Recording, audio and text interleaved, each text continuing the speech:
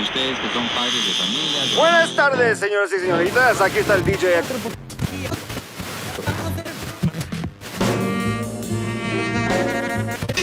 ¡Silencio, delincuente! Muy buenas tardes con todos y todas, bienvenidos y bienvenidas a su programa Diálogos Mundanos, el podcast de Mundana Revista de Filosofía.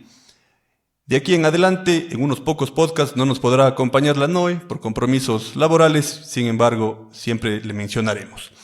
El día de hoy vamos a conversar sobre la memoria, un arma cargada de futuro, un tema en extremo interesante, pues en un mundo marcado por la aceleración del tiempo y el olvido selectivo, la memoria histórica emerge como una posición filosófica crucial para comprender el presente y sus contradicciones. Walter Benjamin, en su célebre obra Tesis sobre filosofía de la historia, ofrece una reflexión imprescindible. El pasado no es un archivo inerte, sino un campo de lucha constante entre el recuerdo y el olvido, entre la opresión y la resistencia. En un mundo marcado por la posverdad y la manipulación de narrativas, la memoria histórica se convierte en un faro de resistencia frente al olvido y la distorsión. Preservarla es un acto de compromiso con la verdad, la justicia y la humanidad, y es, sin duda, una de las herramientas más poderosas para comprender los desafíos de nuestro tiempo y forjar caminos hacia un futuro más inclusivo y consciente. Por ello, hoy estaremos conversando con Ana Cecilia Salazar sobre este tema necesario y apasionante, la memoria como un arma para cambiar el futuro. Ana Cecilia, bienvenida, muchísimas gracias por aceptar la invitación, y vamos a conversar un poquito sobre esto. ¿Qué es la memoria? ¿Para qué nos sirve? Gracias, Diego. Un saludo a todos los que están yendo a ver o en este momento este diálogo que vamos a tener. Bueno, la memoria yo creo que fundamentalmente es uno de los dispositivos, ¿sí?, que tiene el ser humano para construirse a sí mismo, para autodeterminarse, para poder ser lo que desea ser. Pero si le arrebatan, ¿no es cierto?, lo que es la memoria, ese ser humano queda de alguna manera coartado a lo que escucha, a lo que ve en el presente y lo que se impone como una narrativa dominante. Entonces yo diría que me parece sumamente interesante la introducción que tú acabas de hacer, porque sí, la memoria es un arma para pensar en el futuro de manera diferente hoy, que las opciones de construir ese futuro se vienen de alguna manera como desvaneciendo ante la fuerza de los mensajes efímeros, de aquello que es tan pasajero, tan líquido, como decía Bauman, ¿no es cierto?, que nos pasa entre las manos sin poderlo detener. ¿Qué es lo que nos permite asentarnos? ¿Qué es lo que nos permite sembrar? ¿Qué es lo que nos permite cultivar? ¿Qué es lo que nos permite crecer y dar luz y dar vida, ¿no es cierto? Es sin duda aquello que nos sostiene en la tierra, sobre la tierra, que es lo que hemos sido, aparte de justamente esa construcción en el tiempo, que es el devenir de lo que venimos siendo, pero sin ese que hemos sido, no comprendemos qué queremos ser. Entonces yo creo que la memoria, hablando desde lo filosófico, que no es mi área, lo hago con muchísimo respeto, sin duda creo que es ese dispositivo que nos permite llegar a ser lo que quisiéramos ser. Y en efecto, como publicidad también para los artículos que se escriben, Ana Cecilia escribió en el último número de la revista un artículo que se denomina Articulaciones de la Memoria Histórica. Y ahí Ana Cecilia hace efectivamente una tipología o establece una tipología de las memorias. Y quisiera hablar efectivamente de esta memoria un poco contradictoria, ¿no? Porque dice la memoria efímera. ¿A qué te refieres cuando hablas de las memorias efímeras? Yo hice ese artículo muy agradecida con ustedes porque coincidió con la lectura de un libro de Octavio Paz que se llama Yo la Fea, ¿sí?, que es sobre Sor Juana de la Cruz, la poetisa mexicana que está reivindicada desde hace algunos tiempos como una de las mujeres más grandes de la literatura universal. Y Octavio Paz se refiere justamente a que nuestra historia de estos 200 últimos años, que es a partir de la que nos constituimos en repúblicas y queremos ser un Estado, ¿no es cierto? Nuestras historias han sido deliberadamente tratadas de olvidar, han sido escritas con tinta indeleble, con tinta que se borra, pero permanecen ahí de todas maneras. Y creo que esas memorias han sido de alguna manera en la construcción y en la línea del tiempo, que es mucho más grande, historias efímeras, memorias efímeras, porque con todo el esfuerzo que ha habido de borrarlas, de dejar de que sean lo que fueron, de avergonzarnos de lo que fueron o simplemente quererlas ocultar, siguen estando allí, siguen estando presentes, son memorias presentes, aunque, ¿no es cierto?, para mucha gente cada vez más se vuelven efímeras porque dejan de ser parte de la historia. La historia es contada a través de esas memorias de gente que en una correlación de fuerzas se disputa por tener una narrativa tal o cual para construir el proyecto histórico de un país. Y entonces, en el caso del Ecuador, tenemos memorias efímeras porque cada vez más nos damos cuenta de que nadie pone atención en lo que fuimos, en los conflictos que tenemos, en lo que nos ha impedido ser un país, un Estado, una nación con una ecuatorianidad compartida, porque somos tan diversos al interior de este pequeño territorio que lo que ha ganado es el conflicto, pero no es un conflicto espontáneo y natural, no, es interesado, tiene beneficiarios, ¿sí? Entonces, por eso nuestras memorias históricas de alguna manera yo considero que han sido efímeras y que están en ese riesgo de sumarse a esta corriente de lo que hoy significa lo líquido, ¿no? Lo líquido de la vida, del proyecto, de la misma historia que vivimos. Voy tomando nota de varias frases porque me surgen muchísimas preguntas, pero trataré de irles dando un poquito de orden.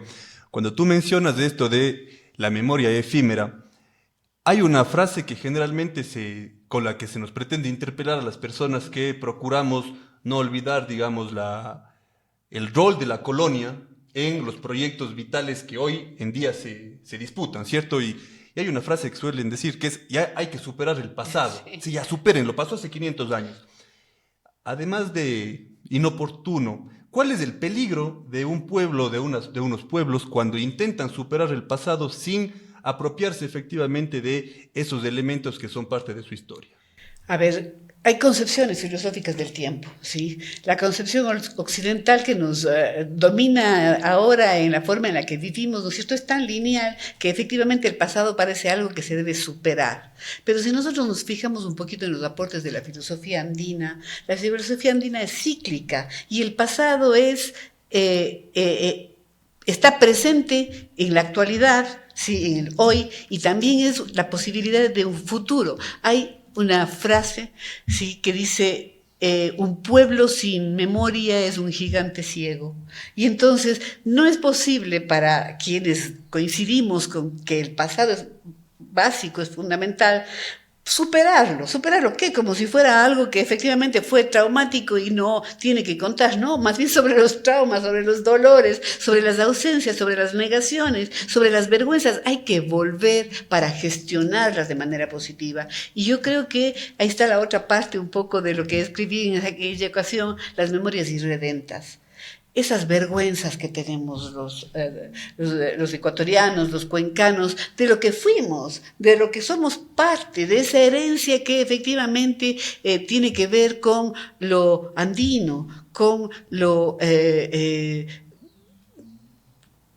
indígena, aquello que la gente quiere ocultar y alejarse de lo que más pueda, de aquellos que son parte y fundamental de nuestra esencia, de nuestra ontología.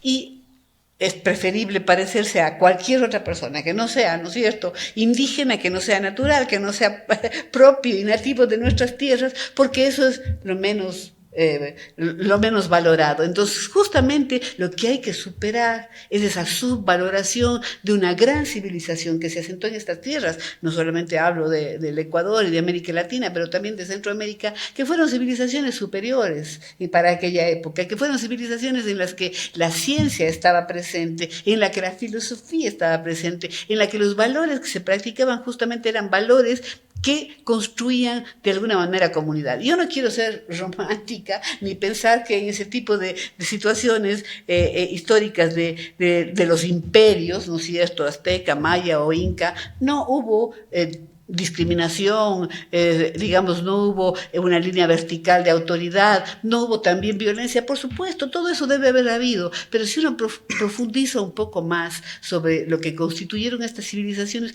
más va a encontrar cosas positivas en la medida del humanismo, de la comunidad, de la fraternidad, de la reciprocidad, que es lo que nos trajo, ¿sí?, lo occidental. Lo occidental llegó a estos países, llegó a nuestros países para imponernos un modelo que venía naciendo justamente en esas épocas, que es la modernidad, el capitalismo. El capitalismo y la modernidad que justamente rompían con toda la lógica más colectiva, con toda la lógica más, si se quiere, de encuentro, de convivencia, y lo que se planteaba desde ya eran modelos de una sociedad que para sentirse moderna efectivamente se sujetaba a una estructura social, a una estructura económica, a una estructura política que venía impuesta de alguna manera desde ese nacimiento de la modernidad capitalista.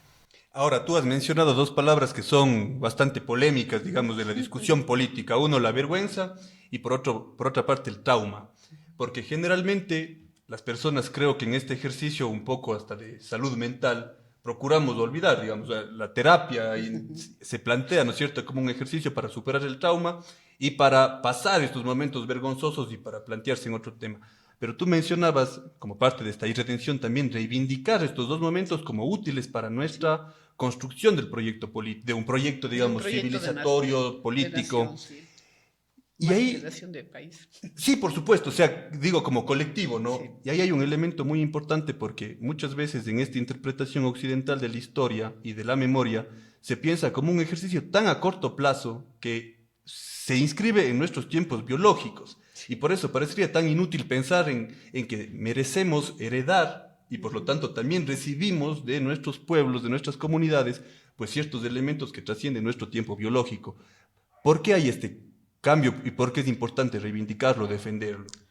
Justamente por lo que te decía, ¿no es cierto? Yo creo que el momento en que podamos hacer una revisión de lo que fueron los procesos, los diferentes momentos de la historia de nuestros territorios, digamos, de la población, de las sociedades de nuestros territorios, vamos a poder recuperar una serie de propuestas que hoy se necesitan, ¿sí? Y que están ausentes justamente de los proyectos colectivos.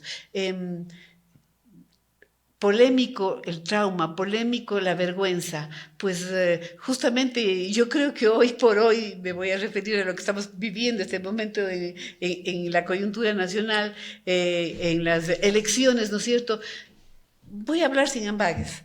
Hay una serie de opciones, pero con toda sinceridad digo que la opción que a mí me ha parecido la más digna, la más coherente, la más rescatable en su actitud, en su discurso y en su propuesta, es la de un indígena. Y en este país no se va a votar porque es indígena. ¿Sí? Esa es la vergüenza, ese es el trauma que no podemos superar, la incapacidad de abrir la mente para entender que hay, sí, actores políticos que no pueden ser desoídos, desvalorizados o desconocidos solamente porque tienen una identificación étnica. Y eso sucede.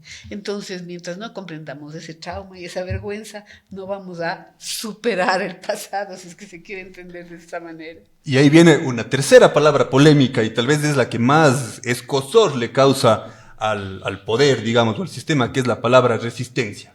Porque resistencia. Todo acto de resistencia se funda efectivamente en saber de dónde se vino.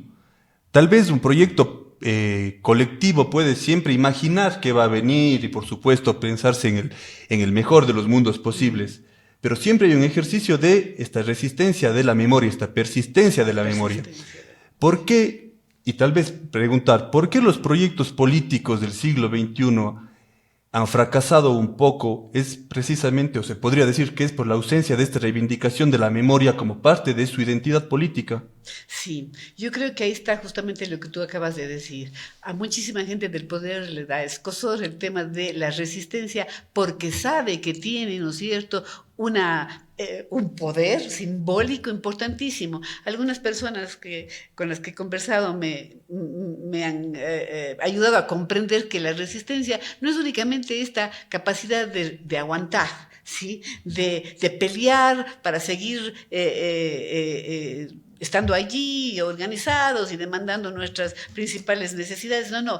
Resistencia también puede entenderse como reexistencia, ¿sí? La capacidad de crear, la capacidad no solamente de creer, sino también de crear. Y entonces creo que habría que recuperar un montón de aportes que están haciendo antropólogos interesantísimos, la misma Silvia Rivera Cusicangui, ¿no es cierto? Y habla de cómo reivindicar o reexistir en lo que significa el producto más importante de la conquista, que es el mestizaje, ¿sí? Cómo el mestizaje puede ser entendido de dos formas, como aquello que te avergüenza y te traumatiza porque tienes un componente étnico, nativo, latinoamericano, andino, ¿no es cierto? O como la posibilidad de asumirte como resultado de ese proceso, pero reivindicando que estás justamente al lado de una construcción, una reexistencia, sí, desde la dignidad.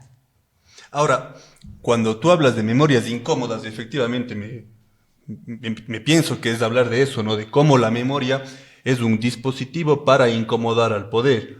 Pero esto suena muy lindo. Yo sé que es una retórica muy bonita desde plantearse de la resistencia como un ejercicio de incomodidad, pero en la política práctica, en el ejercicio práctico de la resistencia, ¿esta memoria realmente está incomodando? ¿Debemos reivindicarla como un ejercicio político de ponerte en oposición o es esto, sé como retórico? Quiero, y perdón que pregunte, tengo una opinión, pero quisiera desarrollarla contigo para que los oyentes puedan decir, bueno, ¿por qué necesitamos tener memoria?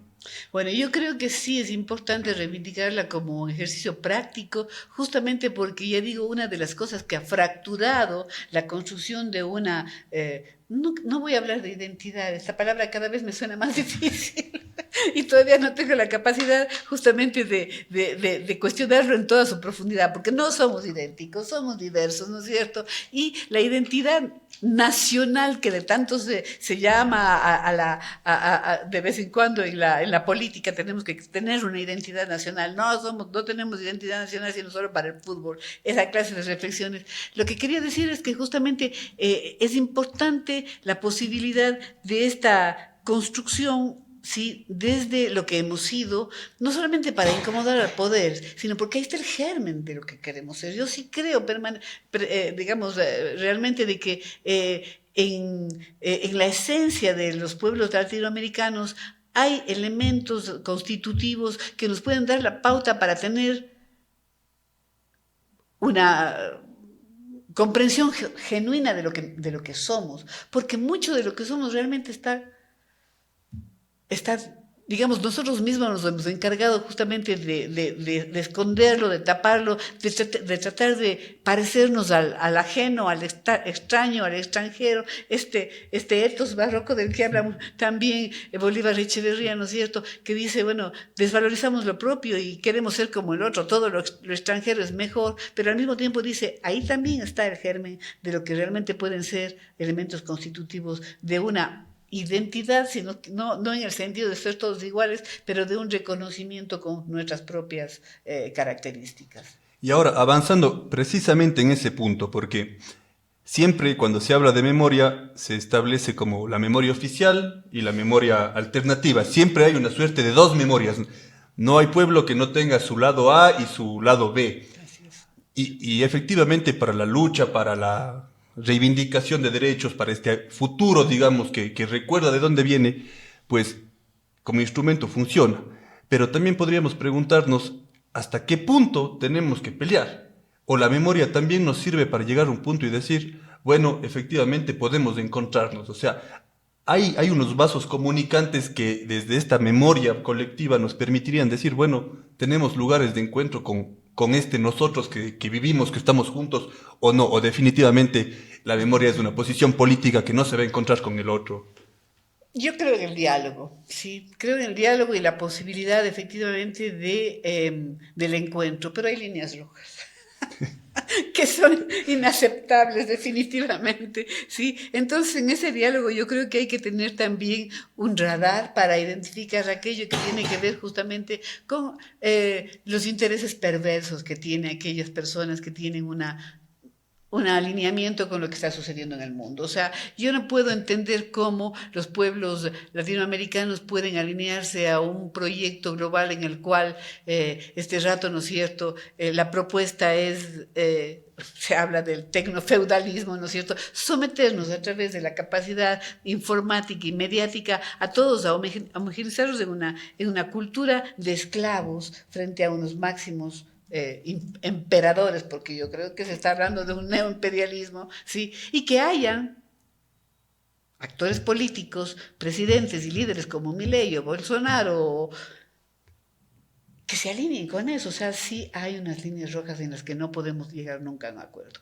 Soy convencida de que es necesario el diálogo. Creo que efectivamente a nosotros nos ha faltado aprender a dialogar. Y hablo desde aquellas propuestas, ¿no es cierto?, progresistas y democráticas, que no hemos logrado efectivamente sentar los acuerdos por encima de los disensos. Eso me duele profundamente a lo largo de mi larga vida. Me ha dolido profundamente, ¿no es cierto?, porque los resultados son dolorosos para la gran mayoría. Pero sí, efectivamente creo que el diálogo tiene que hacerse con quienes tienen principios compartidos. Y ahí hablaríamos también de otra palabra que es muy bonita y que está muy de moda, que es el cuidado, ¿no? Se ha hablado siempre del cuidado como un ejercicio de poder estar bien para poder luchar bien, creo para que es el poder nuevo paradigma. Efectivamente, pero ahí tal vez la memoria sí viene a ser un complemento necesario para cuidar en medida de que sé de dónde vengo y hacia dónde quiero ir, porque a veces el cuidado en este tiempo se ha establecido como un ejercicio tan individual que por cuidarme a mí me descuido de esto que tú mencionas en el artículo, que es la comunidad, ¿no es cierto? Mi comunidad de afectos, mi comunidad biológica, todos estos otros y otros nosotros que también son necesarios. Entonces, cuidar la memoria no solamente es como decir, yo me acuerdo de esto y por eso no voy a hacer tal o cual cosa, ¿no? Sino saber que las responsabilidades que hoy son de unos también han sido de sus antecesores, ¿no? Y que venimos de una posición. De nuevo, acudo a la filosofía indígena, a la filosofía andina, en el Summa Causai, ¿sí? El nuevo paradigma, sí, por encima del desarrollo que nos ha arrastrado hasta el borde del colapso en todas las dimensiones de la vida, ¿sí? Es justamente lo opuesto, que es el cuidado. ¿Y qué dice el Summa Causai? Las 4 dimensiones del Summa Causai. La una dice efectivamente, cuídate a sí mismo, ¿no es cierto? La primera manifestación de respeto es cuidarse a uno mismo, amarse a uno mismo, no permitir que te falten el respeto, no permitir que te exploten, no permitir que te maltraten. Ese autocuidado que tiene que ver con la dignidad. La dignidad es el eje de los principios, yo creo, de la filosofía andina. Del otro nivel, la otra dimensión, es el cuidado del otro. ¿Cómo establecemos relaciones que no sean de poder, que sean de cuidado, ¿sí? Que sean una manifestación del interés por el otro, que sean una manifestación de la solidaridad con el otro, que sean la posibilidad de tener mejor calidad de relaciones, no siempre relaciones de dominio, no siempre relaciones de superioridad, no siempre relaciones inequitativas, no siempre relaciones de discrimen, que son las que ahora nos definen, ¿no es cierto?, en nuestras sociedades, sino una calidad de relaciones justas, solidarias, horizontales, democráticas, de cuidado. La mejor expresión del amor es el cuidado, definitivamente. Alguien decía el otro día en una conversación que la política tiene que ser entendida como amor, ¿sí? Y que la mejor definición justamente del amor es la preocupación y el cuidado del otro. Y hablando de la ética, sí. La otra dimensión en el Summa Causai de los temas del cuidado es el cuidado de la naturaleza. Es decir, esta casa grande, esta Pachamama que nos provee, que nos protege, que nos cuida, tiene también que tener de nosotros ese entendimiento de reciprocidad, porque si no, está pasando lo que está pasando. Es simplemente un recurso a explotar, una mercantilización absoluta de todo lo que existe y por encima de lo que significa la vida. Entonces, la otra dimensión es la dimensión espiritual. No, lo espiritual no es únicamente, si se quiere, la relación con un ser superior o con una... No, la espiritualidad tiene que ver con aquello que le da sentido a la vida. A unos les dará sentido la música, a otros les dará sentido la astrología, a otros les dará... La espiritualidad tiene que ver justamente con esa posibilidad de sentirte conectado con algo más grande, que es la misma humanidad. Entonces, creo que si en algún momento logramos avanzar hacia lo que significa este concepto profundo, ¿sí?, de cuidado, estaríamos también definiendo, delineando, definiendo un nuevo paradigma, que es lo que necesitamos en el universo, en el mundo, en la vida, porque mucho me da temor a mí de que los paradigmas también se individualicen, ¿sí? El hedonismo, el tema de la ambición y la codicia personal, sí, son los que ahora significan la meta para un montón de gente, y ya no puedes comprender cómo, ¿sí?, el dinero lo es todo. Esta necropolítica que hoy vivimos es justamente causada por esta otra dimensión que lleva a pensar que lo que mueve el mundo es el dinero. Ahora, tú mencionabas al inicio esto de que tú no haces filosofía, y en Mundana, revista de filosofía, creemos que toda práctica pegada a unos valores y a unos principios es también una forma de hacer filosofía. Y algo que tal vez para las generaciones más jóvenes le cuesta mucho entender es por qué la conciencia, la memoria histórica, son elementos que hacen la vida feliz. ¿Sí? Este tiempo, en esta perspectiva de individualización constante de los paradigmas y de las formas, tener conciencia parece un acto pero perverso con uno mismo. Sí. Y yo quisiera preguntarte, porque en tus muchos años de activismo, de actividad política, de actividad, no digo política partidaria, sino de política, en el más amplio sentido, ¿para qué ha servido? ¿Para qué ha servido a Ana Cecilia Salazar la memoria política, la memoria histórica? Sí, híjole, qué pregunta difícil. Sí, en realidad yo creo que a mí me ha hecho llorar esto de tener conciencia. Me ha puesto en situaciones en las que realmente a veces me jalan los pelos y digo, ¿cómo es posible que estemos viviendo lo que estamos viviendo? Y me duele, efectivamente me duele, si quiere físicamente, ver que hemos llegado a un momento en donde el humanismo, en donde la ética son este rato una cuestión tan lejana, ¿no es cierto? Pero el tener conciencia a uno le ayuda justamente para no perder esa capacidad de ver las luces. Yo creo que, por ejemplo, hay personas que en estos últimos tiempos, a pesar de lo que estamos viviendo, han dejado mensajes, legados, historias que son luces, ¿no? En un mundo en donde cada vez se apagan más luces, creo que hay gente que alumbra, y eso es lo que nos sostiene. Entonces, la conciencia te permite identificar que hay destellos por ahí, que no todo está acabado, que te permite tener esperanza, ¿no? Y la esperanza efectivamente es lo que nos ayuda a continuar. Entonces, personas, no sé qué, no sé, tal vez Mujica, tal vez le he escuchado a esta pastora que la enfrenta de manera tan increíble, ¿no es cierto?, al Trump, y le dice, les ruego, esto es una súplica, ¿sí? Perdónenme, qué capacidad de decirlas. Eso a mí me permite, por mi conciencia, reconocer que hay una luz y me da esperanza. Y la esperanza tal vez no se sustente en esta idea de pensar que vendrán días mejores, sino de que seguimos con fuerza para reivindicar. Porque no estoy segura de que vengan días mejores, pero estoy segura de que estoy del lado de lo correcto. Sí, procurando como entrevistador tener un poco de objetividad ante los temas, pero no puedo dejar de reconocer en esto, ¿no?, la utilidad de la memoria como un ejercicio de encontrar esperanza y de saber que hay alternativa, de que no todo está acabado. Y justamente en ese sentido, tú terminas el artículo hablando de las memorias imprescindibles. ¿Cuáles son esas memorias imprescindibles hoy en día? Y unas preguntitas que se desprende. Porque hay veces que la gente piensa que el amor es solamente esta posición un poco cursilona, ¿no?, de entregarse sin motivos, pero la rabia también tiene muchísimo amor, la indignación. Entonces sí preguntar, ¿por qué esta esperanza sí puede hacernos a veces parecer o no parecer, sino estar con rabia frente a lo que está sucediendo. Sí, yo creo que en momentos como el actual, justamente esta indignación ética es la que más se manifiesta, porque es impresionante tener que escuchar la desfachatez, el descaro de muchísima gente que ha llegado justamente a imponerse, ¿no es cierto? Y entonces hay memorias imprescindibles, aquellas justamente que nos han permitido construir, aunque no se conozca, sí, experiencias vitales, las que nos han permitido justamente identificarnos con otra posibilidad de hacer las cosas, las que yo creo que en los pueblos, sí, como la agroecología, como las mujeres que tienen su banquito comunal, como los jóvenes que hacen contracultura, como estas memorias, que la memoria no es algo que siempre está en el pasado, sino también lo que se va construyendo, estos legados justamente que vamos viendo que, ya digo, no solamente tenemos que creer, sino que podemos crear. Esas son las memorias imprescindibles, la capacidad que tenemos nosotros de dar otras visiones, otras imágenes, otras narrativas a lo que sucede en nuestro entorno.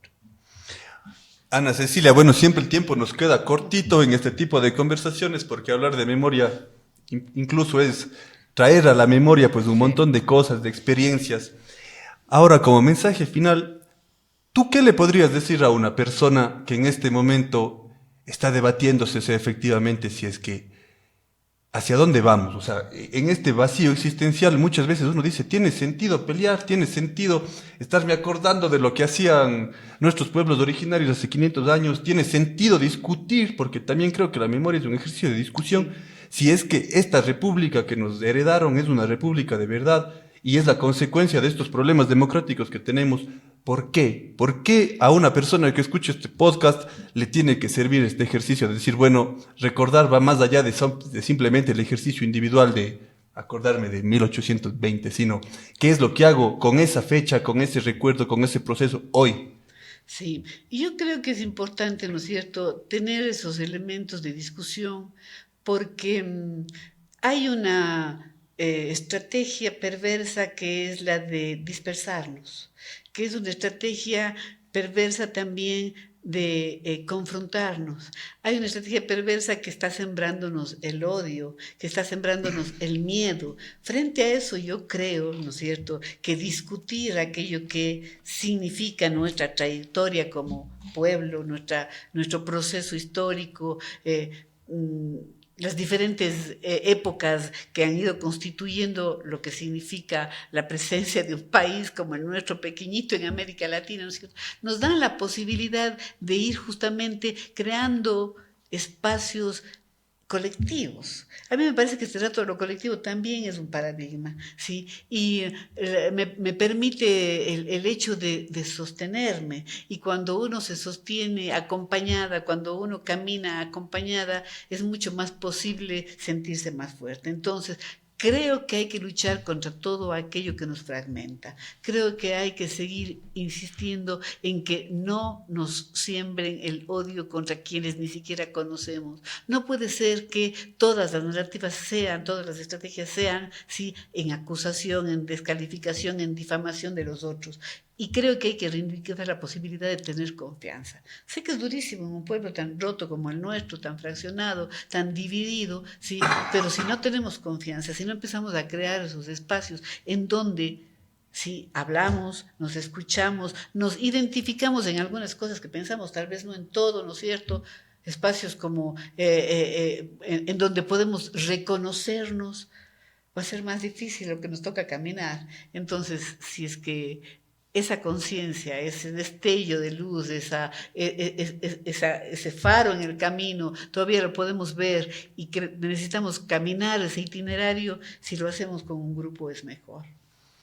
Bueno, muchísimas gracias, Ana Cecilia. ¿No? Organizarse, recordar siempre la base de esto. La memoria histórica nos invita entonces a trascender el individualismo contemporáneo y abrazar la idea de que somos parte de un entramado humano que trasciende generaciones. Recordar y reflexionar sobre los hitos, las tragedias, los traumas, las vergüenzas de esta humanidad o de esta parte de humanidad que somos, nos confronta con nuestra fragilidad y también con nuestro tiempo.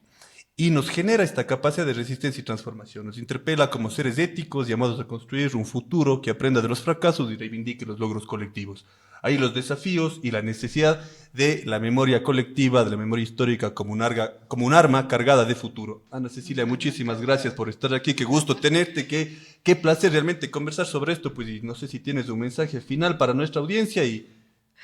Lo que has dicho me releva de toda conclusión y efectivamente de eso se trata, ¿no? De seguir luchando contra esta realidad que se nos ha creado y que en este momento, ¿no es cierto?, se manifiesta tan traumática, pero que sin duda yo creo que hay las fuerzas para avanzar en grupo.